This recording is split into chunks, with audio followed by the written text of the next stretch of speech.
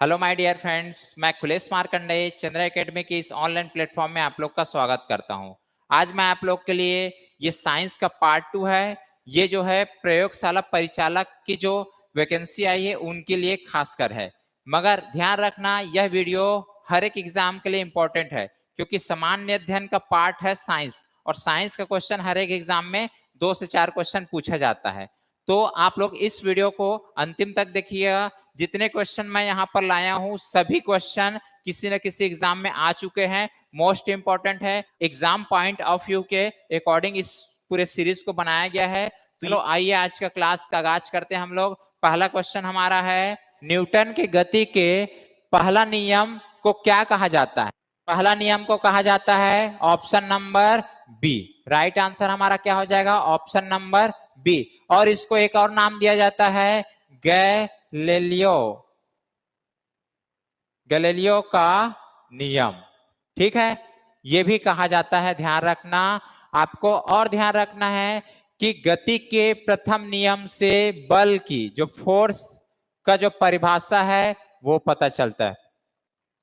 ठीक है, अच्छा, न्यूटन साहब जो है आइजैक न्यूटन, इन्होंने 1687 में एक बुक में इसकी जिक्र किया गया है। बुक का नाम है प्रिंसिपिया, ये बुक का नाम है, इस बुक पर इसकी चर्चा है। तो न्यूटन ने 3 नियम दिए हैं, गति के लिए 3 नियम दिए हैं। वो तीनों नियम के बारे में हम लोग थोड़ा चर्चा करते हैं। देखो, फर्स्ट नियम क्या कहता है?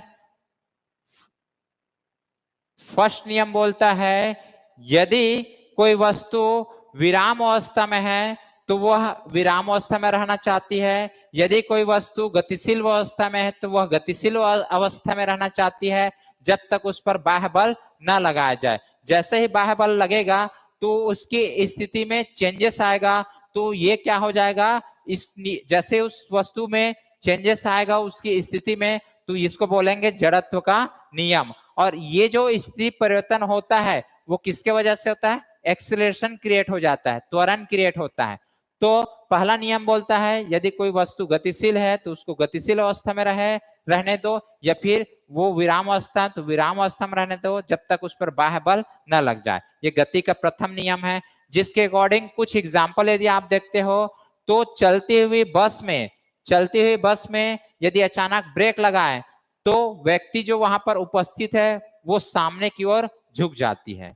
क्लियर है? ये एक एग्जाम्पल है, क्योंकि देखो गाड़ी चल रही है और हम वहां खड़े हैं तो गाड़ी चलने के बाद अचानक ब्रेक लगेगा तो उसकी स्थिति चेंजेस होगी। ठीक है, स्पीड में था, विराम अवस्था में आ गया, तो इस कंडीशन में व्यक्ति सामने की ओर गिर जाता है। वैसे कोई पेड़ है उसको अचानक हिलाने से उसमें कमजोर पत्तियां जो है नीचे गिर जाती है, या फल जो है नीचे गिर जाती है। क्लियर?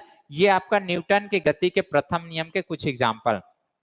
दूसरा नियम क्या बोलता है? दूसरा नियम जो है ये क्या कहता है? ये बल का समीकरण देता है, बल का समीकरण। और समीकरण क्या है जी? F बराबर m इंटू ए। ठीक है, यदि कोई वस्तु है उसकी स्थिति में परिवर्तन हो रहा है, मतलब उसमें क्या हो रहा है, उसकी वेग में समय के साथ चेंजेस हो रहा है, तो उसको क्या बोलेंगे? त्वरण। तो त्वरण वस्तु की मास मतलब द्रव्यमान, इनका गुना किया जाए तो उससे फोर्स क्रिएट होगा। तो यही फोर्स की परिभाषा क्या बताता है? न्यूटन की गति के द्वितीय नियम ने। ठीक है, और तीसरा नियम बोलता है, थर्ड लॉ जो देखोगे तो थर्ड लॉ क्या होता है? क्रिया प्रतिक्रिया, ये बताता है। ठीक है, यदि कोई व्यक्ति जितनी क्रिया करती है उसी के बराबर उसके विपरीत क्रिया भी होती है। ठीक है, कोई वस्तु के द्वारा किया गया कार्य उसके जस्ट अपोजिट उसी के बराबर उसकी प्रतिक्रिया भी होती, एक्शन और रिएक्शन। इसको बोलते हैं न्यूटन के थर्ड लॉ। जैसे किसी व्यक्ति को आप एक थापड़ मारे, ठीक है, और आपका बल जो लग रहा है हाथ का 2 न्यूटन है, तो सामने से भी वो जस्ट अपोजिट 2 थापड़ मतलब एक थापड़ मारेगा, वो भी 2 न्यूटन का। ठीक है, क्रिया और प्रतिक्रिया। कुछ एग्जाम्पल देखना चाहते हो तो देख सकते हो यहाँ पर। जैसे कोई व्यक्ति बंदूक से गोली छोड़ेगा तो गोली सामने जाएगा तो व्यक्ति पीछे की ओर गिर जाता है, तो एक्शन और रिएक्शन। क्लियर है? रॉकेट propulsion देखे होंगे, तो रॉकेट उड़ने के लिए भी वहां पर क्या होता है, थर्ड लॉ लगता है, यहाँ पर न्यूटन का थर्ड लॉ यूज होता है। क्लियर है? हम लोग जो चलते हैं, ठीक है, पृथ्वी पर चल क्यों पाते हैं, क्योंकि यहाँ पर भी न्यूटन का थर्ड लॉ यूज होता है। क्लियर? चलो अगले क्वेश्चन पे चलते हैं हम लोग। आज का हमारा आज का अगला क्वेश्चन है, इंपॉर्टेंट क्वेश्चन है, निम्नलिखित में से कौन सी राशि सदिश राशि है। देखो भौतिक राशियां भी दो प्रकार के होते हैं, एक आपका होता है वेक्टर, वेक्टर होता है, दूसरा स्केलर होता है। ठीक है, वेक्टर को बोलते हैं सदिश और दूसरा है आपका अदिश राशि, अदिश राशि। ठीक है, तो सदिश राशि क्या होता है, जिसमें आपका दिशा प्लस परिमाण ये दोनों यूज होते हैं। ठीक है, तो इसको बोलेंगे हम वेक्टर या सदिश राशि। इसमें क्या होता है, केवल क्या होता है, परिमाण होता है, या मतलब डायरेक्शन प्लस मैग्नीट्यूड, यहां पर केवल मैग्नीट्यूड यूज होता है। क्लियर है? अब इसके कुछ एग्जांपल देखोगे तो वह सब शब्द जिस, देखो जहां पर व या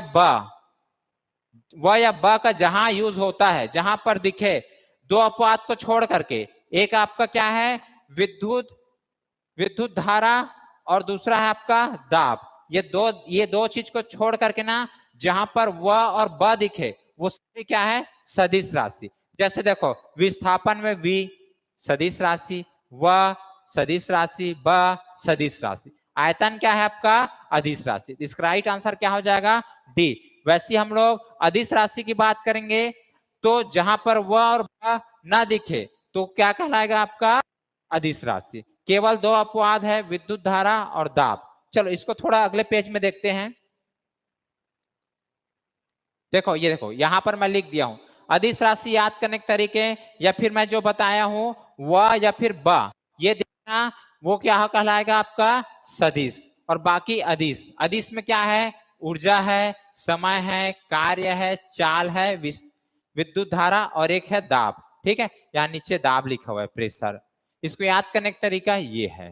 क्लियर है ट्रिक? या फिर आप सदिश राशि देखोगे तो यहां पर देखोगे ये व यूज हुआ है, व यहां पर व विस्थापन, वेग, त्वरण, संवेग, आवेग। ठीक, ये याद करने के तरीके हैं आपके वेक्टर और स्केलर क्वांटिटी को। देखो तीसरा क्वेश्चन है हमारा कि ऊर्जा संरक्षण का आशय क्या है।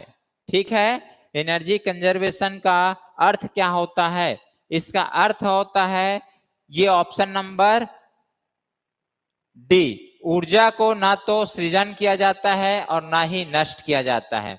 एनर्जी जो है उसको ना ही डिस्ट्रॉय कर सकते हैं और ना ही उसको प्रोड्यूस कर सकते हैं। इसको ये क्या होता है, ऊर्जा जो है, एनर्जी जो है एक फॉर्म से दूसरे फॉर्म में चेंज होता है, मतलब एक रूप से दूसरे रूप में परिवर्तित होता है। जैसे या ठीक है, इलेक्ट्रिकल ऊर्जा के द्वारा लाइट ऊर्जा, हीट ऊर्जा, ये आपका ऊर्जा जो है एक फॉर्म से दूसरे फॉर्म में चेंज होता है। क्लियर है?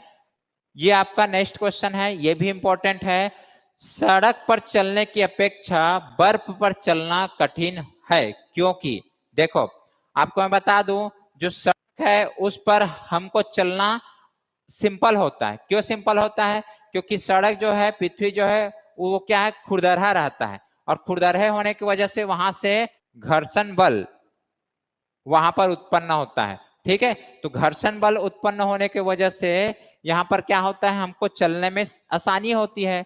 एक्चुअल में यहाँ पे न्यूटन का थर्ड लॉ यूज होता है। क्लियर है? और बर्फ में जब चलोगे तो बर्फ क्या होता है, चिकना होता है, तो वहां पर चलना टफ होता है।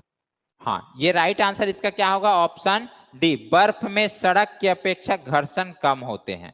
ऑप्शन डी इसका राइट आंसर हो जाएगा। नेक्स्ट क्वेश्चन देखिए, ये आपका क्वेश्चन है, न्यूमेरिकल है। देखो दो समान द्रव्यमान की वस्तुओं की गतिज ऊर्जाओं का अनुपात क्या दिया है, 4:9।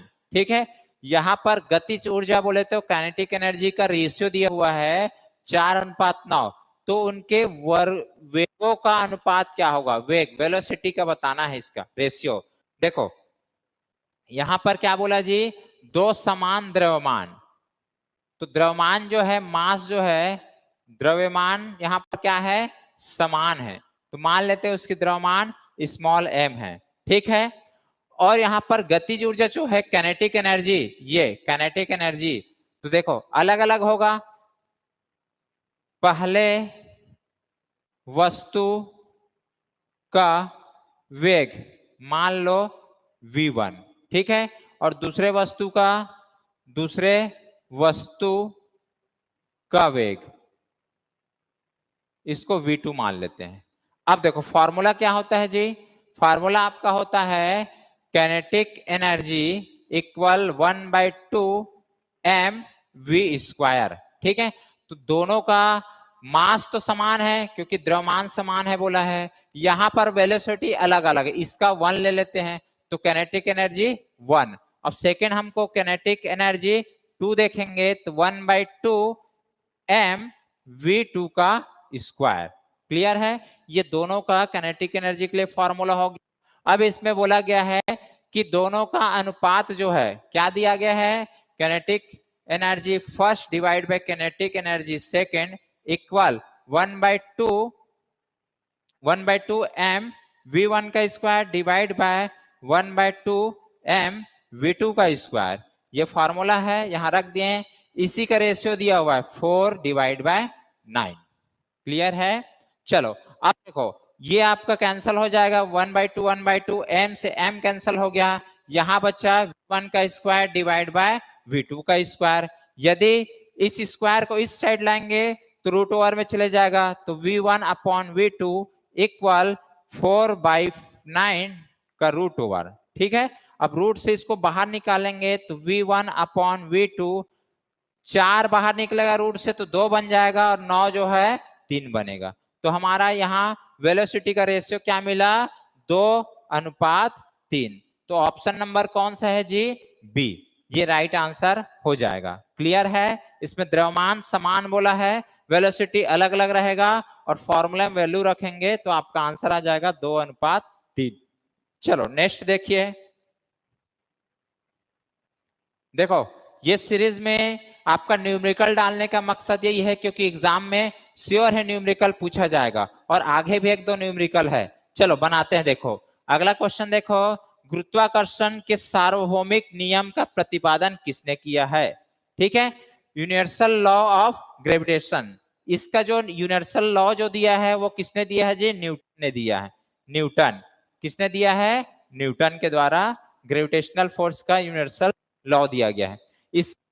इस नियम के द्वारा क्या बताया गया है कि कोई दो वस्तु है, मान लेते ये दो वस्तु है, क्लियर है। अब ये वस्तु का मास m1 है और इसका m2 है।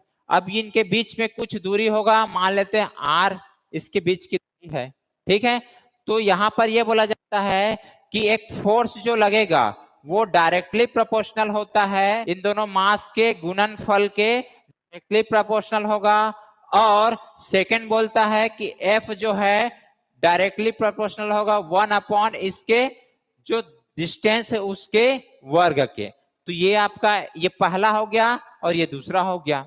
दोनों में देखो एफ एम कॉमन है, दोनों में एफ और एफ फोर्स कॉमन है, तो फोर्स को अलग लिख करके directly proportional 1m1 m2 divide by r square. तो ये फॉर्मूला बनता है हमारा कौन सा, गुरुत्वाकर्षण के सार्वभौमिक नियम के अकॉर्डिंग। अब यहाँ पर क्या करेंगे, इस प्रोपोर्शनल को हटा करके F बराबर G m1 into m2 divide by r square, ये हमारा फॉर्मूला। G क्या है, एक नियतांक है ग्रेविटेशनल फोर्स के लिए, ठीक है। ये होता है इस सार्वभौमिक नियम के थ्रू। इसके बेस पे हम लोग न्यूमेरिकल भी बनाएंगे। क्या बोला मैं, दो वस्तु है, उन दोनों का द्रव्यमान अलग अलग है, इसका m1 है m2 है, ये अलग r दूरी पर रखा हुआ है, तो इनके बीच में एक फोर्स लगेगा, ठीक है, उसको F बोलेंगे। तो F जो है डायरेक्टली प्रोपोर्शनल होता है या समानुपाती होता है उसके मास के गुणनफल के, और यही F जो है फोर्स है इन दोनों के बीच की दूरी के वर्ग के व्युत्क्रमानुपाती होता है। इन दोनों को मिक्स किए तो यहाँ फॉर्मूला मिला F बराबर G m1 m2 upon r square, ठीक है, न्यूटन ने दिया है। चलो अगला क्वेश्चन देखें आप लोग के लिए। अंतरिक्ष यान जो चक्कर लगाता है, ठीक है, अंतरिक्ष यान जो चक्कर लगा रहा है उसमें से एक स्टेप छोड़ दिया जाता है, ऊपर में एक स्टेप छोड़ता है, तो वह क्या होगा? देखो, जब अंतरिक्ष यान मतलब स्पेस में जाएंगे तो उस कंडीशन में क्या होता है, यदि कोई सामान को छोड़ोगे तो वो चीजें वहीं पर स्थिर रहता है, मतलब जिस स्पीड से छोड़े हैं उसी स्पीड से वो चलते रहता है। देखो, अंतरिक्ष यान के साथ साथ उसी गति से गतिमान होगा। कोई वस्तु यदि अंतरिक्ष में छोड़ोगे तो जिस स्पीड से छोड़ोगे वह उसी स्पीड से वहीं पर घूमते रहता है। क्लियर है? ये राइट आंसर क्या हो जाएगा? सी। नेक्स्ट क्वेश्चन देखिए। देखो, ये क्वेश्चन मोस्ट इंपॉर्टेंट क्वेश्चन है। यदि पृथ्वी और सूर्य की दूरी जो है उसके स्थान पर दोगुनी होती तो सूर्य पर ग्रेविटेशनल फोर्स जो है उसका क्या असर पड़ेगा? अब इसको हम लोग देखते हैं। जैसे मान लेते हैं ये क्या है, हमारा अर्थ है और ये हमारा क्या है, सन है। इनके बीच की दूरी जो है आर है, ठीक है, आर है। तो यहाँ पर जो ग्रेविटेशनल फोर्स लगेगा ये मान लेते हैं एम ई है और ये क्या है, एम एस है। तो एफ जो लगेगा इसका एफ, ठीक है, F1 ले लेते हैं, ये क्या हो जाएगा G, G M E into M S divide by R का स्क्वायर। पहला इक्वेशन हुआ। क्लियर है? अब यहां पर यह बोला गया है कि पहले जो आर था वो 2r हो गया है, ठीक है, अब कितना हो गया है, उसकी दूरी 2 गुना हो गया है। तो यहां से F2 क्या बनेगा, इसको समझना, M E into M S, यहां जी सामने रहेगा, ठीक है, डिवाइड बाय 2r का होल स्क्वायर, और इसको हल कर देंगे तो F2 बराबर क्या हो जाएगा, G M E into M S divide by 4r square. ये ओपन होगा, 2 का 4 हो जाएगा, r स्क्वायर। ये दूसरा समीकरण, ठीक है। अब हम लोग पहले समीकरण को दूसरे से भाग दे देते हैं, ठीक। जैसे भाग देंगे तो F1 डिवाइड बाय F2 बराबर, जब भाग देंगे तो ये पूरा ऊपर का कट जाएगा, ये ऊपर वाला पोर्शन इधर से, इसका इधर से, ठीक है। अब यहाँ पर क्या बचेगा जी, इधर से देखोगे तो पहला वाला इक्वेशन पहले, तो are square divide by 4r का स्क्वायर, ये दोनों एक दूसरे से फिर कट गया।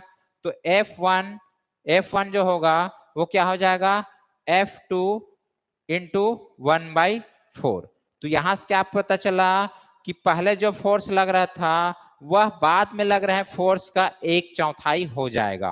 पहले जो फोर्स लग रहा था वो बाद में जो फोर्स लग रहा है उसका 1/4 होगा।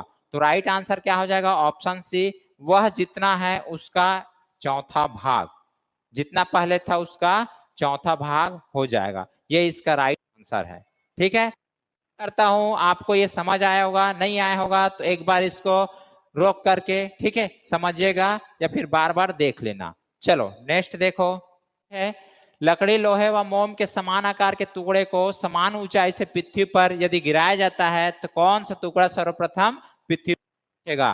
ध्यान रखना, यहाँ पर क्या है, समान आकार का बोला है, तो किसी भी वस्तु को ऊपर से गिराओगे तो उसके द्रव्यमान की बात हो रही है या फिर भार की बात, तो देखो इसके लिए एक फॉर्मूला आता है, टी बराबर, टी क्या है, आवर्तकाल, 2 pi root over L upon G, ठीक है। तो यहाँ पर कहीं पर भी द्रव्यमान का जिक्र नहीं किया है, तो सभी इक्वल है, तो सभी का आवर्तकाल क्या होगा, समान होगा, समान समय पर सभी साथ पृथ्वी पर पहुंचेंगे। राइट आंसर क्या हो जाएगा हमारा, ऑप्शन डी, ठीक। चलो अगला क्वेश्चन है, ये भी इंपॉर्टेंट है, चंद्रमा पर मानव का वजन पृथ्वी की तुलना में 1/6 होता है। क्लियर है? जैसे मान लो आप लोग किसी व्यक्ति का ए है, कोई ए का वजन मान लेते 60 kg है ओरिजिनल, ठीक है, जो पृथ्वी पर है ये, ठीक है, पृथ्वी पर इसकी वजन 60 है, तो चंद्रमा पर कितना हो जाएगा, चंद्रमा पर इसका 60 का 1/6 होगा, मतलब 10 kg होगा। क्लियर है? ये बात यहां पर कह रहे हैं। दूसरा देखो, इसका कारण क्या है, चंद्रमा पर पृथ्वी की तरह गुरुत्वाकर्षण नहीं होता, ये बिल्कुल गलत है। अब हम लोग ऑप्शन में चलते हैं, कथन और कारण दोनों सही है तथा कारण कथन का सही स्पष्ट करता है, ये गलत हो गया।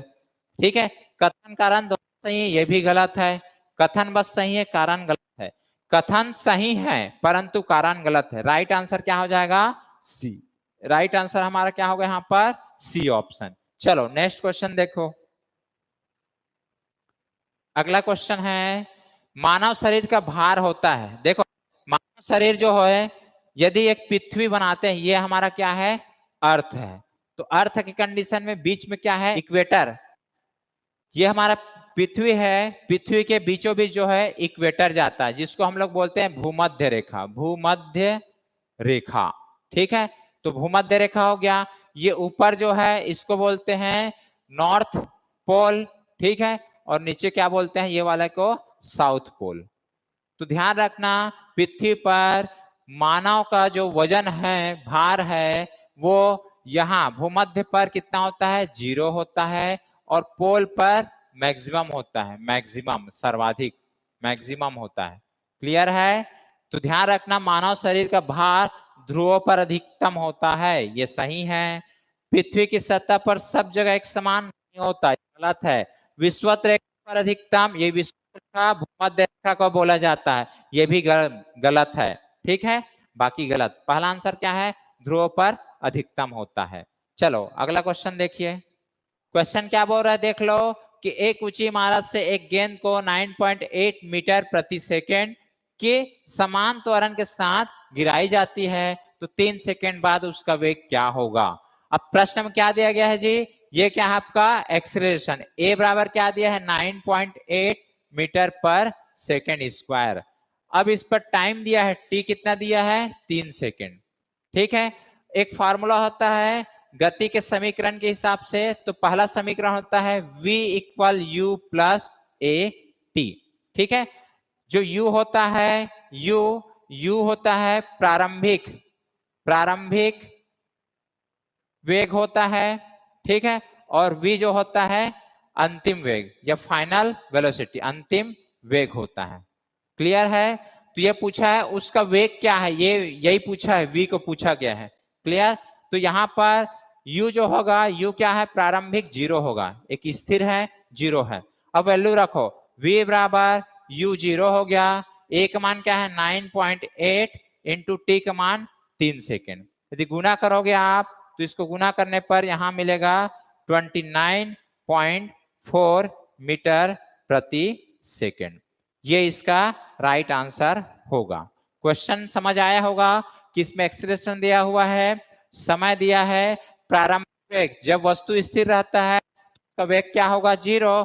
तो अंतिम वेग पूछा है, तो अंतिम वेग हो जाएगा, इनको हल करेंगे तो 29.4 मीटर पर सेकेंड इसका आंसर आएगा। ऑप्शन नंबर सी राइट होगा। चलो नेक्स्ट क्वेश्चन देखिए। हमारा नेक्स्ट क्वेश्चन है,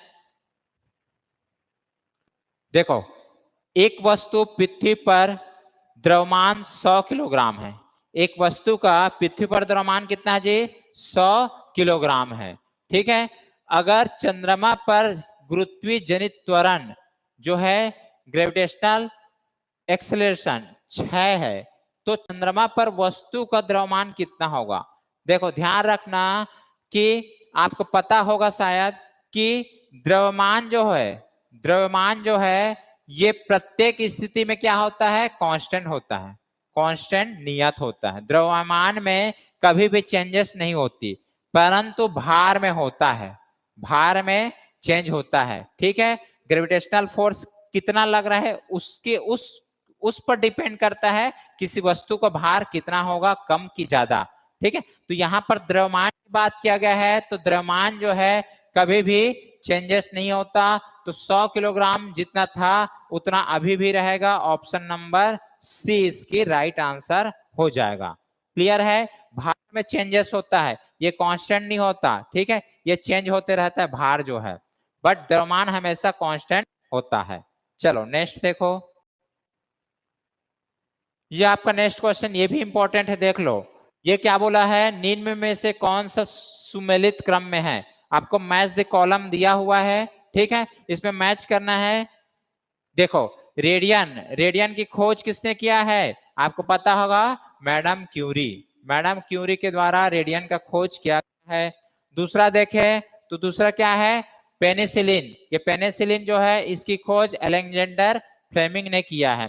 एक्सरे, एक्सरे का डब्ल्यू के रोंटजन इन्होंने किया है। और चेचक का तो सबको पता है, एडवर्ड जेनर। ठीक, तो ऑप्शन देखते हैं, पहले का दो, पहले का दो, हाँ यहाँ भी है, यहाँ भी है, तो ये दोनों गलत है। ठीक है, फिर दूसरे का पहला, दूसरे का पहला, अच्छा यहाँ मिल रहा है, तो ऑप्शन ए हमारा राइट आंसर हो जाएगा, ऑप्शन ए। ठीक, चलो नेक्स्ट क्वेश्चन देखिए। आज का अगला क्वेश्चन है हमारा, यदि पृथ्वी का गुरुत्वाकर्षण बल अचानक लुप्त हो जाता है तो निम्न में से कौन सा परिणाम सही होगा। ठीक है, गुरुत्वाकर्षण बल कम या ज्यादा होता है तो किस पर इफेक्ट डालेगा जी, किसी वस्तु की भार पर। ध्यान रखना उसके द्रव्यमान पर कोई चेंजेस नहीं करता। तो चलो देखो, वस्तु का भार शून्य हो जाएगा परंतु द्रव्यमान वही रहेगा। हाँ, राइट आंसर क्या हो जाएगा हमारा, ऑप्शन ए। ऑप्शन ए हमारा राइट आंसर होगा। वस्तु का भार शून्य हो जाएगा परंतु द्रव्यमान वही रहेगा। किसी लिफ्ट में बैठे हुए व्यक्ति को अपना भार कब अधिक महसूस, कभी ऐसा लगता है कि मेरा भार वजन हो गया तो कभी कम। ये कंडीशन कैसे होता है, जब लिफ्ट जो है, यहां से देखो ये लिफ्ट है मान लो, तो लिफ्ट जब ऊपर जाता है तो व्यक्ति की भार जो है ऐसा फील होता है बढ़ गया है, और जैसे हम लोग यहाँ नीचे आएंगे तो भार ऐसा लगता है जैसे कम हो गया है, कम हो गया है, इधर बढ़ गया है ऐसे लगता है। जब ऊपर जाएंगे तो भार बढ़ा हुआ, नीचे आने पर ऐसा फील होता है। देखो, जब लिफ्ट त्वरित गति में ऊपर जा रही हो, व्यक्ति की भार कब अधिक महसूस होता है, जब लिफ्ट त्वरित गति में ऊपर जा रहा है। तो राइट आंसर क्या हो गया, ऑप्शन ए। ठीक है, जब ऊपर जाता है तो व्यक्ति को एहसास होता है कि मेरा भार अधिक हो गया है, क्योंकि पता है ग्रेविटेशनल फोर्स उसको नीचे खींचने का महसूस करता है। ग्रेविटेशनल फोर्स जो नीचे से लगता है, गुरुत्वाकर्षण बल, वो उसको अपनी ओर खींचने की कोशिश करता है, तो इसलिए फील होता है कि मेरा भार वजन जो है ज्यादा हो गया है। जब वो वापस आता है तो उसमें क्या एक्सेलरेशन माइनस हो जाता है, वहां एक्सेलरेशन जो है, त्वरण जो है काम नहीं करता, जस्ट अपोजिट नीचे आता है। तो ठीक है, इसलिए वहां पर क्या होता है कि उसका वजन कम है ऐसा फील होता है। चलो नेक्स्ट क्वेश्चन देखिए। देखो ये हमारा नेक्स्ट क्वेश्चन है, इंपॉर्टेंट क्वेश्चन है।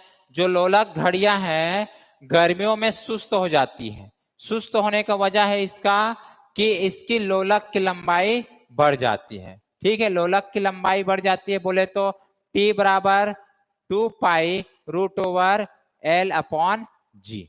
ठीक है, इसका फॉर्मूला है। तो क्या होता है, सुस्त होने से इसकी एल लंबाई जो है बढ़ जाने से इसकी समय काल भी बढ़ जाता है। समय काल बढ़ जाता है, इसलिए ऐसा लगता है कि घड़ी जो है सुस्त चल रहा है। तो आंसर क्या हो जाएगा, लोलक की लंबाई बढ़ जाने से घड़ी जो है सुस्त लगता है। ठीक है, देखो ये क्वेश्चन इंपॉर्टेंट है। एक लड़की झूले पर बैठी स्थिति पर झूला झूल रही है। उस लड़की के खड़े हो जाने पर उसकी प्रदोन या फिर आवर्तकाल उसका कितना होता है ये बताना है। तो आवर्तकाल कैसे होगा, देखो देखो ये टी बराबर क्या होता है, 2 pi root over L upon G. यहाँ एल जो है लंबाई जो है बढ़ गया है, बढ़ गया है, लंबाई क्या हो गया, बढ़ गया है, तो समय क्या होगा, कम हो जाए, आवर्तकाल कितना हो जाएगा, कम होगा। तो यह आंसर ऑप्शन ए हमारा सही है। चलो नेक्स्ट क्वेश्चन देखिए। नेक्स्ट क्वेश्चन हमारा, पृथ्वी का पलायन वेग कितना है। आपको बता दूं कि पृथ्वी का पलायन वेग कितना है, ऑप्शन डी 11.2 किलोमीटर सेकेंड। यदि इससे ज्यादा किसी वस्तु की स्पीड हो जाता है तो वो जो है पृथ्वी पर नहीं रहेगा, वो अंतरिक्ष में चले जाएगा। क्लियर है, इस स्पीड से यदि चलता है इसके अंदर तो ये पृथ्वी पर विद्यमान है। और चंद्रमा पर पलायन वेग होता है 2.4 किलोमीटर पर सेकेंड। ठीक है, ये चंद्रमा का है और ये पृथ्वी का है। चलो नेक्स्ट देखिए। नेक्स्ट क्वेश्चन हमारा, चंद्रमा पर वायुमंडल नहीं होने का क्या कारण है? ठीक है, चंद्रमा पर वायुमंडल नहीं होने का कारण है कि इस पर गैस अणुओं का पलायन वेग उसके माध्यमूल के वेग से कम हो जाता है। ठीक है, चंद्रमा पर क्या होता है, वहां का जो पलायन वेग है 2.4 किलोमीटर पर सेकेंड। ठीक, इससे ज्यादा क्या होती है, जो गैस होती है उनकी वेग होता है, इसलिए जो गैस जो है वहां पर रुक नहीं पाता, वो और कहीं चले जाता है, इसलिए चंद्रमा पर वायुमंडल नहीं होती है। राइट आंसर क्या है? डी। चलो देखिए, आज का क्वेश्चन हमारा खत्म होता है। जितने क्वेश्चन के सभी इंपॉर्टेंट थे, सभी आप इसको एक बार देखने के बाद नोट्स बना लीजिएगा। हम लोग मिलेंगे अगले वीडियो पे, तब तक लिए धन्यवाद। जय हिंद, जय भारत, जय छत्तीसगढ़।